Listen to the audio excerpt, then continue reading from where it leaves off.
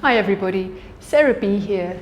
This is a very short and sweet practice to open up the hips before you go to sleep, or if you have just gone on a long run or a long cycle and you want to bring some relief and some space into your hip joints. We're going to be lying down the whole time. It's going to be very short, a very nice complete practice. So start lying down, but with your knees bent. So feet on the floor, bring your elbows down, your shoulders and your head down. Press your elbows down so that you draw your shoulder blades a little closer to each other.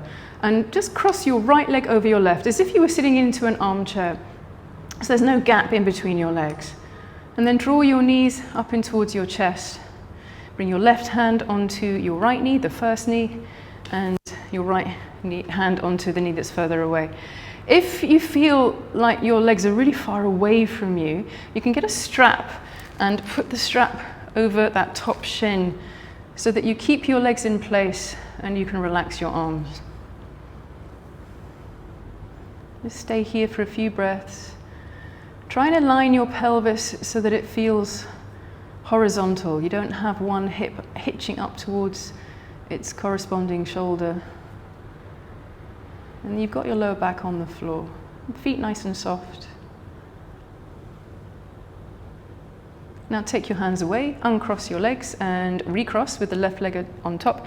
I quite often find that my calf muscle gets in the way, so you might want to sort of pull it down a little bit, that top calf muscle, the left one, to make sure that you're really nice and comfortable. And again, right hand on the first knee, left hand on the knee that's further away. This is just to bring your arms and legs into symmetry. And again, the strap is also an option if you need it, putting it over the top shin. Try and relax your shoulders and your arms as much as you can. And maybe hook your hands around your knees a little further so you can press in your fingertips. And then you can relax your arms a little more.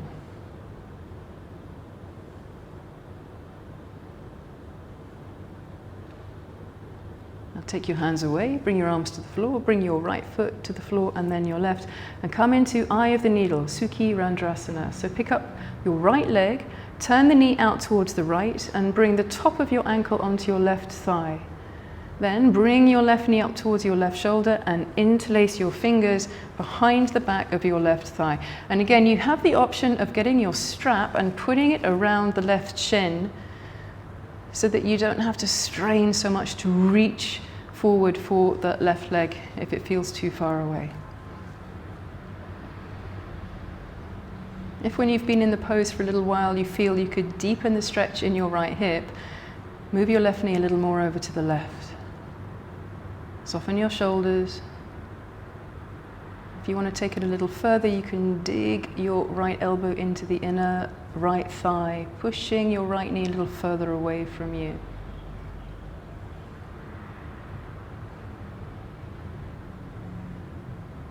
Now coming to the other side, let your hands slip away, bring your left foot to the floor, then your right. Turn your left leg out to the side and interlace your fingers behind the back of your right leg. Change the dominance of the finger interlace. Show the sole of your left foot to the screen so that the inner ankle lengthens. And again, you can do that deepening work if you feel like it's there for you by bringing the right knee a little more to the right and digging your left elbow into your left leg. But only do that if you want to, you know, it kind of can tighten up the left shoulder. So if you don't want to press the elbow into the leg, just let it go.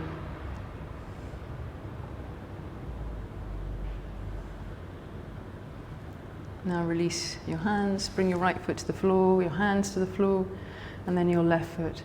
Now for windscreen wipers, widen your feet to the edges of the mat. Bring your heels in quite close towards your bottom, so it feels like about 20 or 30 centimeters away. And then drop both of your knees to the right. Make sure your feet don't get closer to each other. If your left knee is injury-free, and you want to deepen the stretch on the outside of your left thigh, you can put your right foot on top of the left thigh. Add some weight and depth. That's an option. If you want to keep your right foot on the floor, please do. To add a little stretch to the outside of the left shoulder, because it's quite available and nice to do in this pose, you can bring your arms onto the floor behind you and grab your left wrist.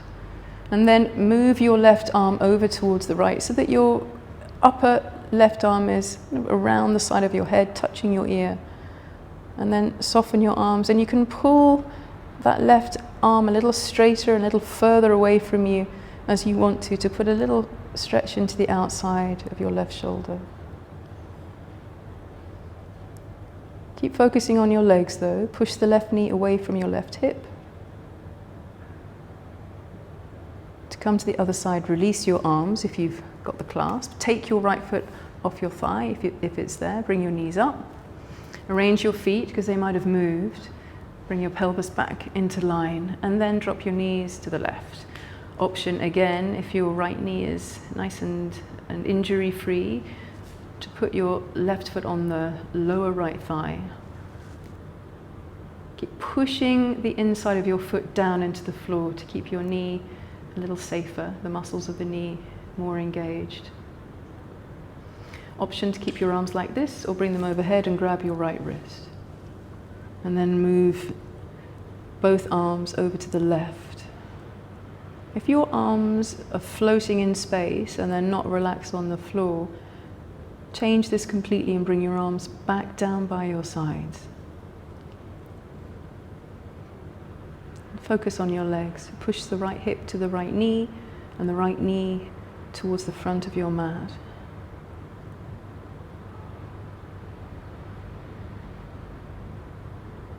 Now release your arms, bring your arms down by your sides, bring both of your knees up. Now roll onto your right side and come to hands and knees. Walk your hands to the front of your mat and your knees back. Move your right hand a little closer to your left hand and step your right foot forward to the outside of your right fingernail. Now you might need to use your hand to move that foot forward, that's fine. Then move your back knee back a little bit more as you nudge your left hip point forward. So this is all about the left hip. Obviously you're getting a stretch and a compression in the right hip too, but I really want you to feel and focus on lengthening the left hip flexor, so the front of the left hip, and obviously the left thigh as well. So if you can bend your elbows a little bit more, bringing your chest a little closer to the floor, by all means do that. You might be able to bring your left elbow to the floor, but not at the expense of your legs getting messy. So if your right foot starts to peel away from the floor, especially the outside edge, and the knee starts to come in, then just bring your hand back. But if you can keep your right leg as it is, you can bring the left elbow down. And the same thing, possibly for some of you, the right elbow might be able to come down too. But I want you to be able to focus on stretching and lengthening the left hip flexor. So if it all starts to get too tough in the right leg, please straighten your arms and bring your hands back to the floor. Now come back to hands and knees. So move your chest back and bring your right foot back. Bring your hands flat to the floor. Bring your left hand closer to the right. And use your left hand if you need to bring that left foot forward. Do this slowly because you've just done the other extreme. So this is going to take a little bit of adaptation time. Your back toes, by the way, can be tucked under or flat. It doesn't matter. This is all about the front of your right hip flexor. So maybe nudge that right hip point towards your hands a little more and possibly bend your elbows a little bit more. Again, focus on lengthening and deepening the stretch for the right leg. Possibly bringing the elbow of the right arm down.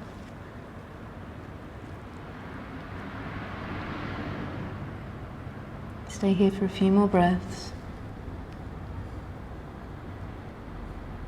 Keep moving your chest forward.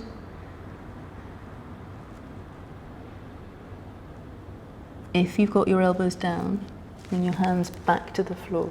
Stay here for again, a few more breaths as you keep nudging that right hip point towards the front of your mat, Press your back foot down. And then from here, bring that left knee back to the floor, back to hands and knees.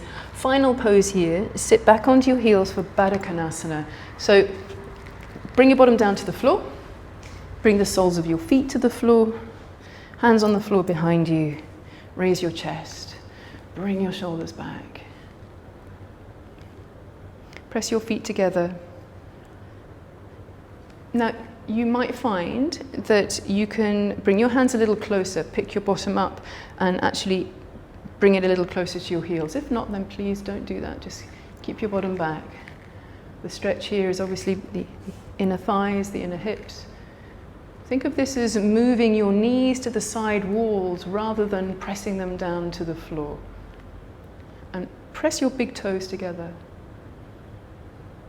So we're going to do this this is obviously being done in quite a strong, sort of muscular way. We're going to stay here for a few more breaths and then we're going to lie down with it into a more relaxed yin-like pose.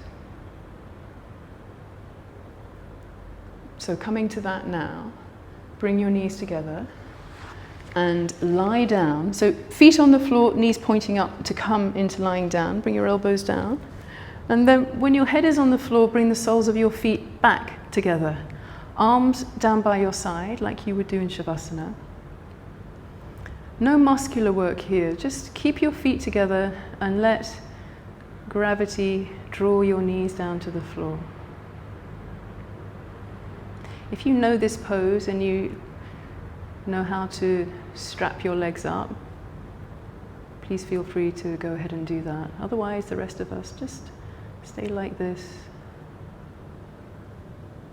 slowing the breath down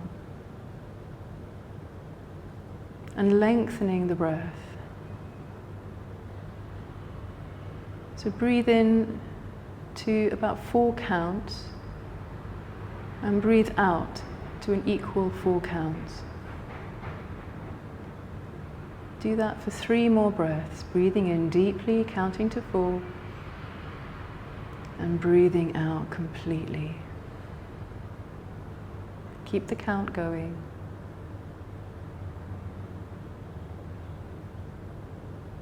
And when you finish that third exhalation, breathe in again to the count of 4 and hold your breath for 2 counts.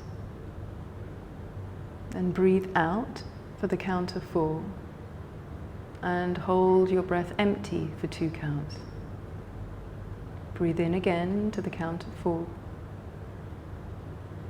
Hold for 2 counts and breathe out for the count of 4. Now carry on with that for another 3 cycles.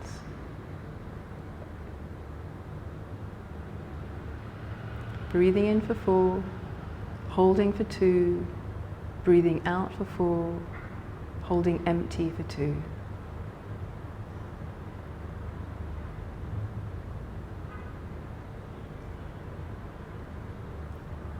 And when you've finished the third, holding empty for 2, breathe normally. Bring your knees together and lengthen your legs long for Shavasana.